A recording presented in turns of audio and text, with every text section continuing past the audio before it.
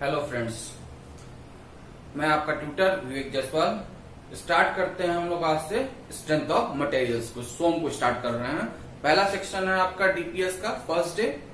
Start करते हैं पहले क्वेश्चन से। देखिए पहला क्वेश्चन आपके स्क्रीन पर है, the Poisson ratio for most of the materials is close to. Most of materials के लिए पॉइजन रेशियो की वैल्यू कितनी होती है, इसकी बात हम कर रहे हैं। तो देखिए सबसे पहले तो पॉइजन रेशियो क्या होता है इसके बारे में थोड़ी चर्चा करेंगे। देखिए पॉइजन रेशियो होता है, इसको डिनोट करते हैं हम म्यू से या फिर 1/m से। ये होता क्या है, it is negative of lateral strain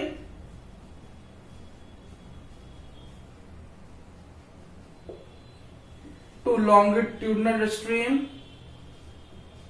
ये रेशियो होता है लेटरल स्ट्रेन और लॉन्गिट्यूडनल स्ट्रेन का।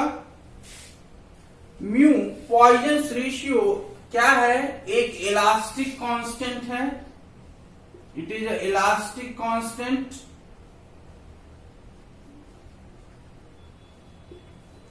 इसकी वैल्यू लाई करती है 0 से लेकर के 0.5 के बीच में। क्लियर है। म्यू की वैल्यू 0 होती है कॉर्क के लिए, 0.5 होती है रबर, वैक्स, पैराफिन के लिए। Most of the materials metals के रूप में हमारे पास पाए जाते हैं और उसकी जो रेंज होती है वो लाई करती है फॉर मेटल्स 1/3 से लेकर के 1/4 तक, इस रेंज में लाई करती है। मोस्टली जो हमारे मेटल्स होते हैं, अब अपने अगर ऑप्शन को देखें हम तो देखिए 1/2, 1/3, 1/4 और 1/5 चार ऑप्शंस दे रखे हैं यहां पर। तो हमारा आंसर हो जाएगा वो 1/3। मोस्ट ऑफ द मटेरियल्स हमारे लाई करते हैं 1/3 के रेंज में। चलिए नेक्स्ट क्वेश्चन देखते हैं हम। नेक्स्ट क्वेश्चन है, true stress represents the ratio of. Next question आपकी स्क्रीन पर है, क्या कह रहा है, true stress represents the ratio of. देखिए सबसे पहले समझते हैं स्ट्रेस क्या होती है। स्ट्रेस होती है resisting force per unit area. जब हम स्ट्रेस की बात करते हैं तो stress is basically resisting force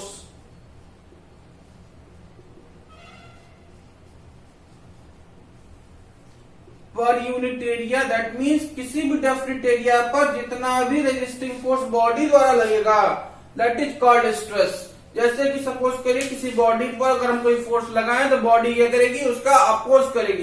तो जो अपोजिंग फोर्स बॉडी द्वारा लग रही है that is called stress. Clear. अब अपने पास आता है कि सर स्ट्रेस दो तरीके के होते हैं, एक होता है इंजीनियरिंग स्ट्रेस, एक होता है ट्रू स्ट्रेस। अपने पास क्वेश्चन में क्या दे रखा है, true stress.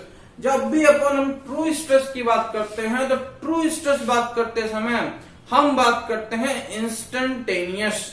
Instantaneous that means we are talking about a particular time. हम बात कर रहे हैं अगर ट्रू स्ट्रेस की, हम बात कर रहे हैं ट्रू स्ट्रेस। जब अपन ट्रू स्ट्रेस की बात कर रहे हैं तो ट्रू स्ट्रेस में हम बात करते हैं इंस्टेंटेनियस, किसी पर्टिकुलर टाइम पर बॉडी पर जो भी स्ट्रेस लग रही है हम उसकी चर्चा यहां पर कर रहे होते हैं। तो ट्रू स्ट्रेस क्या होगा, इंस्टेंटेनियस स्ट्रेस। क्लियर है। तो क्या बोलेंगे, instantaneous load upon instantaneous area, मतलब पर्टिकुलर एरिया। जब अपन इंजीनियरिंग स्ट्रेस की बात करते हैं तो हम बात करते हैं एरिया क्रॉस सेक्शन की बात ना करके हम बात करते हैं किसी एक पर्टिकुलर लेंथ में कितना चेंजेस आए उसकी बात हम वहां पर कर रहे होते हैं। क्लियर है। तो सेकंड ऑप्शन हो जाएगा हमारे पास, इसका ऑप्शन हो जाएगा फोर्थ। सेकंड आंसर हो जाएगा fourth, instantaneous load upon instantaneous area. और थर्ड क्वेश्चन आपके स्क्रीन पर है, देखिए क्या कह रहा है, for which material the Poisson ratio is more than unity. अभी देखा हम लोगों ने कि पॉइजन रेशियो की वैल्यू जो लाई करती है वो लाई करती है 0 से 0.5 तक। दैट मीन्स 0.1 यूनिटी तो किसी भी मटेरियल का नहीं होता है। तो आंसर हो जाएगा none of these. Next question देखिए, फोर्थ क्वेश्चन। फोर्थ क्वेश्चन कह रहा है the material which exhibit the same property in all direction. अब देखिए प्रॉपर्टीज के बेसिस पे हम मटेरियल को क्लासिफाई करते हैं, isentropic, isotropic, homogeneous materials classify करते हैं। तो हम बात कर रहे हैं इन मटेरियल्स के बारे में। सबसे पहले तो जब हम बात करते हैं आइसोट्रोपिक और आइसेंट्रोपिक, देखिएगा बात समझिएगा। Isotropic, when we are talking about isotropic material क्या होते हैं? आइसोट्रोपिक मटेरियल वो होते हैं जिनकी properties in all direction at a particular point remain same. किसी भी पर्टिकुलर पॉइंट पर सभी डायरेक्शन में अगर प्रॉपर्टी सेम है तो हम बोलेंगे उसे क्या? Isotropic material. दैट मीन्स अगर हमारे पास कोई ये मटेरियल है, अगर हम इसके डिफरेंट डिफरेंट पॉइंट्स के बारे में चर्चा करें तो किसी एक पर्टिकुलर पॉइंट पर in every direction the property remain same, तो हम बोलेंगे आइसोट्रोपिक मटेरियल। अगर हम इस पॉइंट पर आ रहे हैं तो यहां प्रॉपर्टी अगर E1 है तो हर जगह क्या है? प्रॉपर्टी E1 है। इस पॉइंट पे अगर हम चले गए तो यहां पर प्रॉपर्टी हर जगह क्या हो गई? E2 हो गई। तो ऐसे मटेरियल्स को हम बोलते हैं आइसोट्रोपिक मटेरियल। फिर आता है होमोजीनियस मटेरियल। होमोजीनियस मटेरियल क्या होते हैं? एक पर्टिकुलर डायरेक्शन में at every point property same, क्या बोलेंगे? Homogeneous material. दैट मीन्स अगर हम होमोजीनियस के बारे में चर्चा करते हैं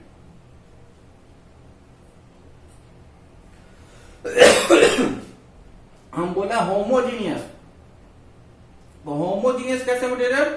कि एक पर्टिकुलर डायरेक्शन में at every point the property remain same, क्या बोलेंगे? Homogeneous material. At particular direction in at every point property remain same, तो बोलेंगे होमोजीनियस मटेरियल। सोम में हम चर्चा करते हैं होमोजीनियस आइसोट्रोपिक मटेरियल की। सोम में जो हम जंक्शन लेकर के बात करते हैं, पूरी स्टडी करते हैं, हम बात करते हैं होमोजीनियस आइसोट्रोपिक मटेरियल। क्या होता है होमोजीनियस आइसोट्रोपिक? होमोजीनियस आइसोट्रोपिक का मतलब होता है at every point in every direction, at every point in every direction the property remains same, तो हम बोलेंगे homogeneous and isotropic material। Hopefully clear है। चलिए नेक्स्ट क्वेश्चन देखते हैं। नेक्स्ट क्वेश्चन है Poisson ratio is defined as the ratio of.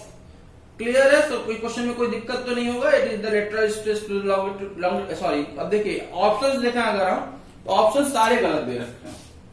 It is the ratio of lateral strain to the longitudinal strain. Clear है ना? ऑप्शन गलत दे रखे हैं।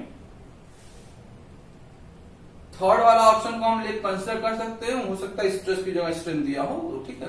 तो it is lateral strain to the longitudinal strain. चलिए next question देखिए। Tensile strength of a material is obtained by dividing the maximum load during the test bye.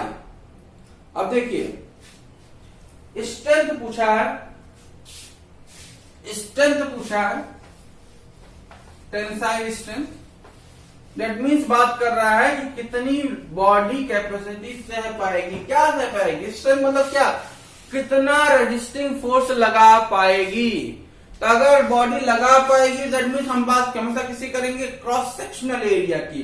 क्या होता है क्रॉस सेक्शनल एरिया? जरा समझ लीजिए इस बात को। जैसे सपोज करिए ये आपके पास कोई रॉड है,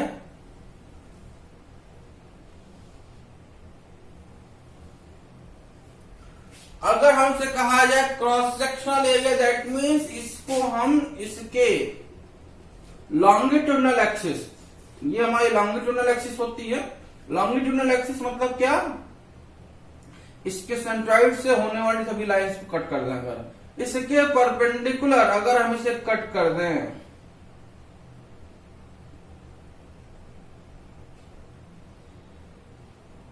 अगर हम इस तरीके से कट कर दें तो ये जो क्रॉस सेक्शन हमें मिलेगा, ये जो पोर्शन हमें मिला,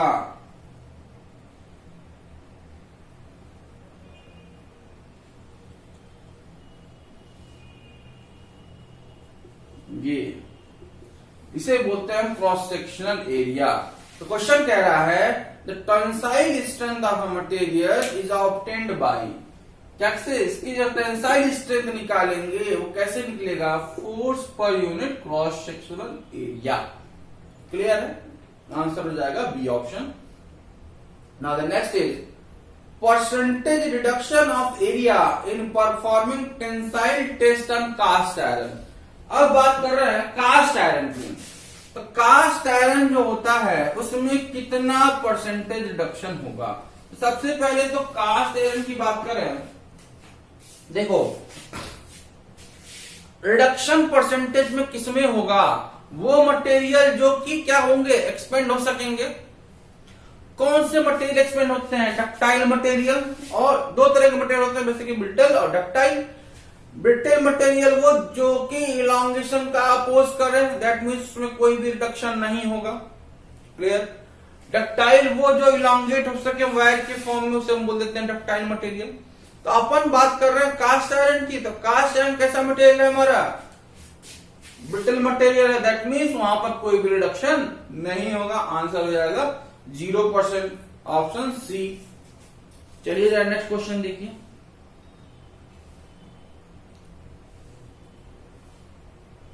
क्वेश्चन कह रहा है in a tensile test on mild steel specimen the breaking stress is as compare to ultimate tensile stress.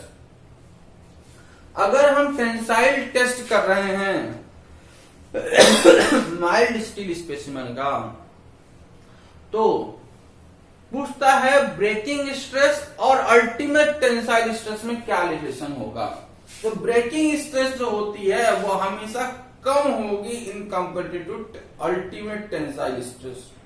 Clear है। ब्रेकिंग स्ट्रेस का मतलब वो स्ट्रेस जिस पर बॉडी टूट जाएगी, जितना बॉडी का टूटने की कैपेसिटी होगी। क्लियर है। वो टेंसाइल स्ट्रेस है में टूट जाती है माइल्ड स्टील। हम बात कर रहे हैं माइल्ड स्टील की, वो टूट जाएगी, इलांगेट नहीं होगी। Now next question is the property of material to regain its original shape after deformation when external forces are removed. हम बात कर रहे हैं यहाँ पर, इसको समझने के सबसे पहले हम समझते हैं स्ट्रेस स्ट्रेन डायग्राम को। यहां से आपको समझ में आ जाएगा स्टेप बाय स्टेप कि कब मटेरियल जो है वो वापस अपनी पोजीशन पे आ रहा है और कब नहीं आ रहा है। क्वेश्चन को देखते हैं। देखिए स्ट्रेस स्ट्रेन ये दे रखा, ये अपने पास ग्राफ हो गया।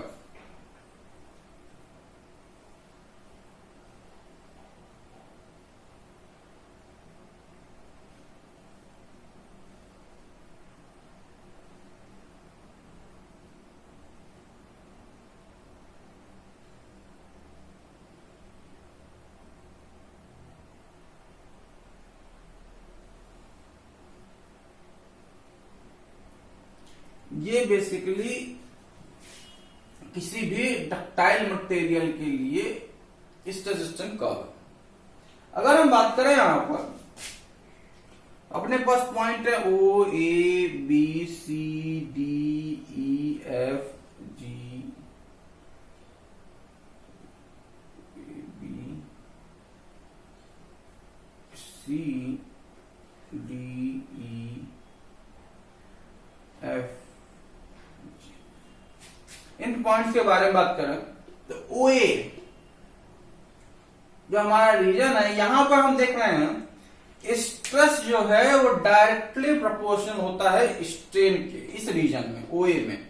इसे जिसे हम बोल देते हैं हुक्स लॉ, इसे हम आगे बोल देते हैं हुक्स लॉ, या फिर इस ए पॉइंट को बोलते हैं प्रोपोर्शनैलिटी लिमिट। इस ए पॉइंट को बोलते हैं प्रोपोर्शनैलिटी लिमिट। फिर आता है बी पॉइंट। बी पॉइंट क्या कहलाता है, देखिए it is the elastic point. B क्या है हमारा, इलास्टिक पॉइंट। देखो ए पॉइंट और बी पॉइंट में थोड़ा सा डिफरेंस है, जरा समझिएगा। ए क्या है, प्रोपोर्शनलिटी लिमिट। दैट मीन्स जब बॉडी पर लोड लगाया, जब बॉडी पर लोड लगाया तो बॉडी वापस अपनी कंडीशन में आ जाएगी। जितना लोड लगाएंगे उतना डिफॉर्म होगी, लोड हटाएंगे बॉडी वापस आ जाएगी। इसे बोलते हैं हम proportionality limit. Clear? Now B is the elastic limit. Elastic limit में क्या है, यहां तक भी बॉडी वापस आने की कैपेसिटी रखती है। बी पॉइंट वैल्यू क्या है, बॉडी वापस आने की कैपेसिटी रखती है, वापस आएगी। क्लियर है ना, बॉडी वापस आएगी इस पॉइंट पर, बी पॉइंट पर। Now next C point, it is the upper yield point, D is the lower yield point, D is the yielding region, C is the upper yield point, D lower yield point, D yielding region। मतलब क्या है yield का, yielding का मतलब क्या है कि body यहां पर अब परमानेंट डिफॉर्मेशन में जा रही है। बॉडी कहां जा रही है, परमानेंट डिफॉर्मेशन में जा रही है। वापस जब हम फोर्स हटा देंगे बॉडी वापस अपनी कंडीशन पर नहीं आएगी, बॉडी वापस अपनी पोजीशन पर नहीं आएगी। क्लियर है? चलिए नेक्स्ट आगे देखते हैं। ईएफ को अगर हम देखें, ये क्या है, देखो यहां पर स्ट्रेस बढ़ रहा है तो ये हो जाएगा स्ट्रेस हार्डनिंग रीजन। मतलब क्या, अगर हमें बॉडी को और डिफॉर्म करना है तो हमें क्या करना पड़ेगा, लोड बढ़ाना पड़ेगा। स्ट्रेस मतलब क्या, लोड, इसके लिए क्या है, लोड। तो अगर हमें डिफॉर्म करना है और आगे डिफॉर्म करना है तो हमें क्या करना पड़ेगा, लोड बढ़ाना पड़ेगा। इस रीजन को बोलते हैं स्ट्रेस हार्डनिंग रीजन। एफजी हमारा है stress softening region. That means इस रीजन में बॉडी जो होगी लोड कम लगाते हैं उसके बावजूद भी डिफॉर्म होती है, और इस जी पॉइंट पर बॉडी क्या होती है, फ्रैक्चर कर जाती है, टूट जाती है। ये हमारा स्ट्रेस सिस्टम का होता है। चलिए क्वेश्चन पे देखते हैं। अगर हम क्वेश्चन कह रहा है बॉडी वापस रीगेन कर ले अपनी पोजीशन को, दैट मीन्स क्या, B, that is elastic limit. Clear है? एक क्वेश्चन यहां से बहुत अच्छा उठता है, ये हुक्स लॉ कहां तक वैलिड होता है। देखिए बेटा, ये कई बुक्स में डिफरेंट आंसर दे रखे हैं। हुक्स लॉ जो है वो हमेशा कहता है, ध्यान रखिएगा, stress directly proportional, that means valid कहां तक है, केवल प्रोपोर्शनलिटी लिमिट तक है, इलास्टिक लिमिट तक नहीं, दोनों डिफरेंट हैं। ए तक प्रोपोर्शनलिटी जो है कंप्लीटली बॉडी वापस आएगी। जब हम बी पॉइंट, दैट मींस हम बात कर रहे हैं इलास्टिक लिमिट पे, बॉडी वापस तो आती है लेकिन कंप्लीटली वापस नहीं आती है, थोड़ी बहुत कंडीशन बच जाती है। चलिए नेक्स्ट क्वेश्चन आपके स्क्रीन पर है, which curve is the best suited of linear elastic hardening plastic material. कह रहा है कौन सा बेस्ट सुटेड ग्राफ है हमारा linear elastic hardening plastic material के लिए।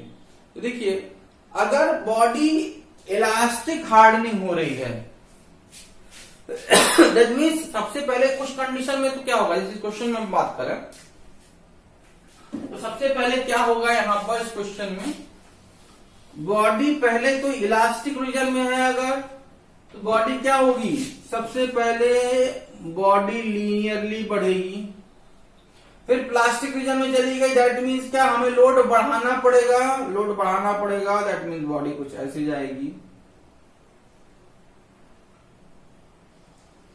इस तरीके का ग्राफ जाएगा हमारा, लीनियर ग्राफ होता है, ठीक है, यील्डिंग हो नहीं रही है, तो ग्राफ आंसर हो जाएगा सी ऑप्शन। क्लियर है ना? चलिए नेक्स्ट क्वेश्चन देखते हैं हम लोग, बहुत अच्छा क्वेश्चन है।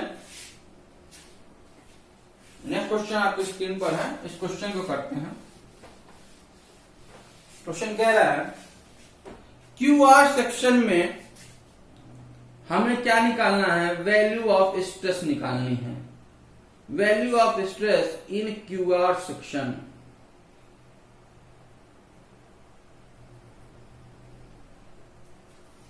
ठीक है, क्वेश्चन दिया है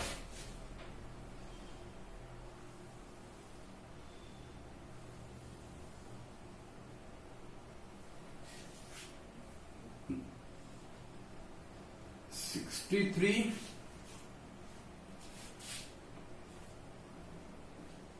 21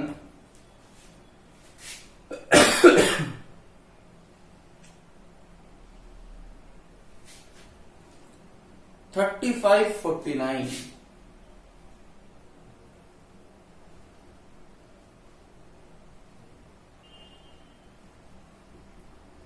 ये क्वेश्चन दे रखा है, ये लोड दे रखे हैं किलो न्यूटन में, क्रॉस सेक्शनल एरिया दे रखा है 700 mm²। ठीक है, उससे दिक्कत नहीं है, कर लेते हैं।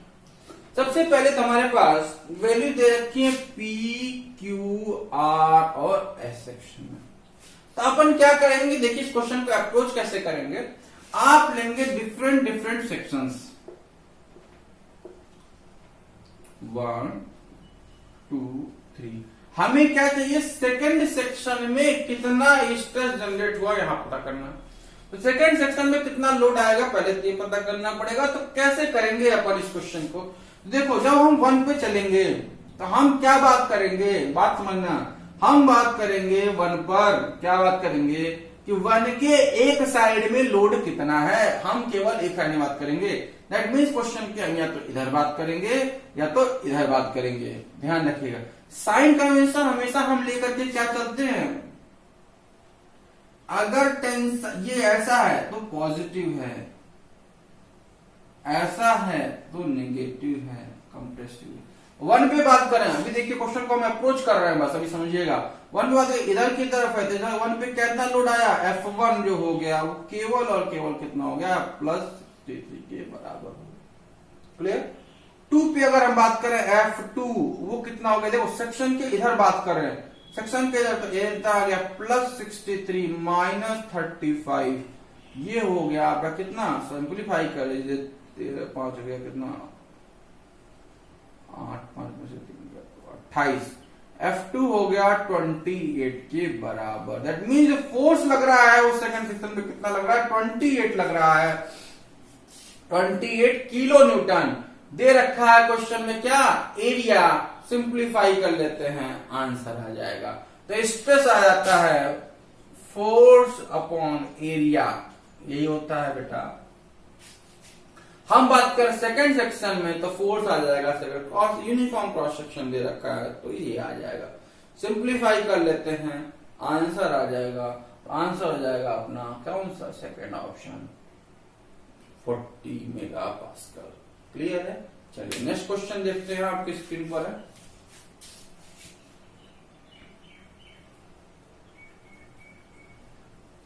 क्वेश्चन है the property of a material state that it is rigid.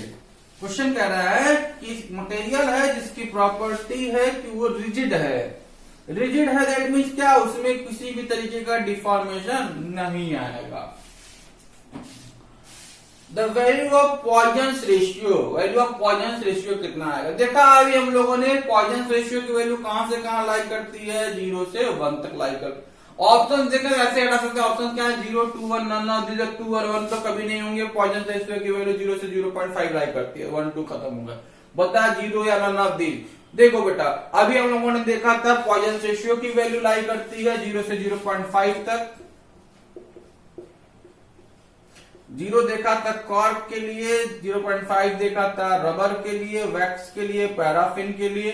Answer हो जाएगा 0, खत्म कहानी। क्लियर है। चलो next question, which of the following is correct option for violation of Hooke's law. Hooks law अभी बताया, Hooke's law valid for limit of proportionality. खत्म question, आगे बढ़ो। Which of the following statement is correct for modulus of resilience? Very good. देखो जब हम बात कर रहे हैं मॉडुलस की, मॉडुलस रेजिलियंस मतलब क्या है? Energy storing capacity. रेजिलियंस क्या है? बेसिकली कितना एनर्जी बॉडी ने स्टोर किया, दैट इज अ रेजिलियंस। हम बात करते हैं modulus of resilience, that mean हम बात कर रहे हैं proof resilience per unit volume. जब भी हम बात करेंगे मॉडुलस की, तो मॉडुलस जब भी आ जाए आपके पास समझ लीजिएगा, बिल्कुल कीवर्ड ध्यान रखिएगा, बिल्कुल कि जब भी क्वेश्चन में आपके पास मॉडुलस आ जाए तो मॉडुलस का सीधा सा मतलब होता है पर यूनिट वॉल्यूम चर्चा चल रही है, ठीक है। रेजिलियंस क्या है? एनर्जी कितनी बॉडी ने स्टोर करी। हम बात कर रहे हैं मॉडुलस ऑफ रेजिलियंस की, तो क्या हो जाता है? Proof resilience per unit volume. Clear है? चलिए नेक्स्ट क्वेश्चन आपकी स्क्रीन पर।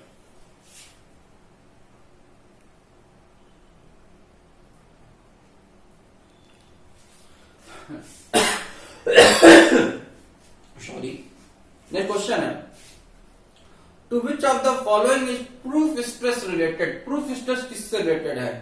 प्रूफ स्ट्रेस देखिए हमेशा रिलेट होता है यील्डिंग पॉइंट तक। यील्डिंग पॉइंट तक बॉडी में जो भी डिफॉर्मेशन, जो भी लोड होल्डिंग कैपेसिटी है, that is called proof stress.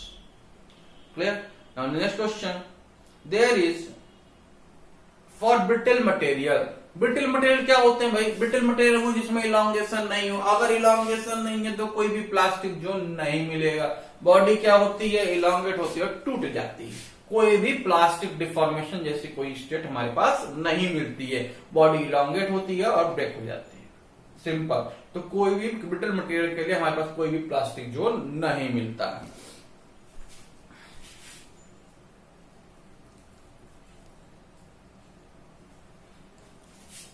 Next question है choose the correct material which belongs to the category of highly elastic. Highly elastic material की बात करें अगर हम, तो आपके पास देखिए ऑप्शन दे रखे हैं ब्रास, स्टील, ग्लास और रबर। तो रबर का कितना होता है? देखिए एक बात यहां समझिएगा, जितना ज्यादा पॉइजन रेशियो उतना कम इलास्टिक। क्या बोला? बहुत ही टिपिकल बात है। जितना ज्यादा पॉइजन रेशियो की वैल्यू उतना कम elastic, that means rubber is less elastic. Clear है ना? हाँ, क्या बोला? अब हाईली इलास्टिक पूछा है, दैट मीन्स क्या हाईली इलास्टिक हो जाएगा हमारे पास? यहां पर ऑप्शंस में है स्टील। स्टील की पॉइजन रेशियो 1/3 के अराउंड होती है, 0.33 के अराउंड होती है। रबर 0.5 होता है, ग्लास 0.4 के अराउंड होता है। तो आंसर हो जाएगा आपके पास steel. Answer will be steel. Steel की पॉइजन रेशियो कम होती है, हमेशा ध्यान रखिएगा। जिससे कि ज्यादा पॉइजन रेशियो उतना कम उसकी इलास्टिसिटी होगी। नेक्स्ट क्वेश्चन आपके स्क्रीन पर है, ये तो सेम क्वेश्चन है, कोई दिक्कत ही नहीं है, बिल्कुल अभी जस्ट हम लोगों ने देखा था। Elastic hard strain hardening material के लिए ऑप्शन हो जाएगा सी पार्ट।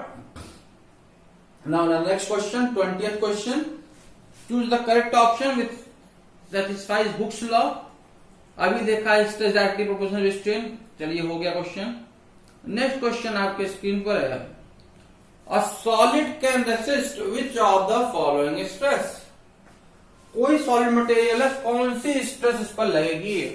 देखिए किसी भी सॉलिड मटेरियल पर आपके पास टेंसाइल स्ट्रेस, कंप्रेसिव स्ट्रेस और शियर स्ट्रेस तीनों लगती है। आंसर हो जाएगा none of all of these. तो देखिए जरा समझते हैं कि टेंसाइल स्ट्रेस, कंप्रेसिव स्ट्रेस तो समझ में आता है। टेंसाइल स्ट्रेस दैट मीन जब बॉडी पर कोई टेंसाइल फोर्स लग रहा हो, कंप्रेसिव फोर्स लग रहा हो। बात आती है शियर स्ट्रेस की, बात हम करते हैं। शियर स्ट्रेस का मतलब होता है कि बॉडी जो है वो क्या हो रही है? शियर कर रही है। शियर मतलब क्या? एक डायरेक्शन में मूव कर रही है। क्या कर रही है? एक लेयर बाय लेयर अगर मूव कर रही है तो हम बोलेंगे shear stress. That means body पर जो फोर्स लग रहा है वो उसके क्रॉस सेक्शन के अलोंग लग रहा है, इस तरीके से। या फिर अगर हम बात करें, अगर हम 3 डायमेंशन स्फीयर की बात कर रहे हैं तो बॉडी पर जो लोड लग रहा है वो ऐसा लग रहा है या ऐसा लग रहा है, तो हम बोलेंगे शियर स्ट्रेस इस पर आ रहा है। क्लियर है ये? चलिए, होपफुली यहां तक आप लोगों को कोई भी दिक्कत नहीं आए होंगे। अभी तक 21 क्वेश्चन हम लोगों ने कर लिए हैं, कहीं पर भी कोई प्रॉब्लम नहीं आया है। क्लियर है? देखिए, इसी तरीके से हम लोग लेके चलेंगे। लिमिटेड टाइम पीरियड में ज्यादा से ज्यादा क्वेश्चन कॉन्सेप्ट को समझने की कोशिश करेंगे, साथ में चलिएगा, कहीं भी कोई दिक्कत नहीं आएगी। पर डे आपको 3 वीडियोस मिलेंगे, 3 डिफरेंट सब्जेक्ट से। अराउंड 20+ क्वेश्चंस आपको डेली मिलेंगे पर चैप्टर पर सब्जेक्ट से। स्टार्टिंग से लेकर के चलिएगा, कहीं पर भी कोई दिक्कत आती है कमेंट में लिखिएगा, रिप्लाई आपको जरूर मिलेगा।